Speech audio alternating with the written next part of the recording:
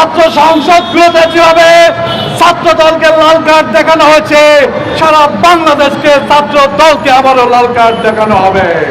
ভাই আশরাফুল ইসলাম ভাইয়ের উপর যেভাবে হামলা হয়েছে, তার পায়ের গোড়ালি কেটে নেওয়ার পর ছাত্র দলকে দেখছি তারা তাকে নিজেদের কর্মী বলে চালিয়ে দেওয়ার চেষ্টা করছিল।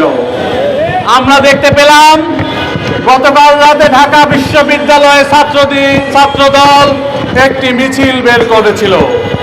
এই মিছিল দেখে আমাদের মনে পড়ে যায় যেভাবে আবরার ফাহাদকে শহীদ করে দেওয়ার পর ছাত্রলীগ ঢাকা বিশ্ববিদ্যালয়ে মিছিল বের করেছিল।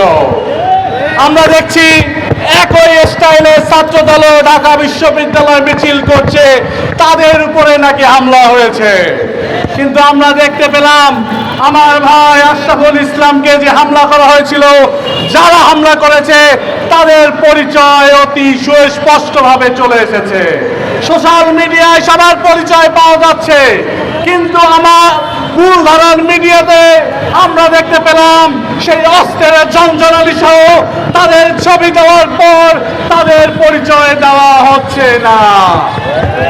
আমরা স্পষ্ট করে বলে দিতে চাই, সরকারে যদি ফ্যাসিবাদী কাঠামোতে আবারও মিডিয়াকে নিয়ন্ত্রণ করতে চায়, আবারও যদি আওয়ামী লীগের মতো দেশকে নিয়ন্ত্রণ করতে চায়, যেভাবে ছাত্র সমাজ আওয়ামী লীগকে দেশ ছাড়া করেছে, বিএনপি এবং ছাত্র দলকেও সেভাবে দেশ ছাড়া করতে তারা বিন্দু মাত্র ভাববে না।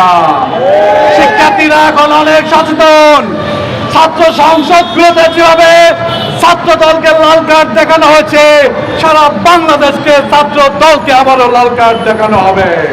ইউএফটি ফার্স্টের সাথে ট্রেড করুন যে কোনো জায়গা থেকে। ক্যাম্পাসে ক্লাসের ফাঁকে, ঢাকার জ্যামে বসে কিংবা ঘরে বসে, ট্রেডিং এখন হাতের মুঠোয়।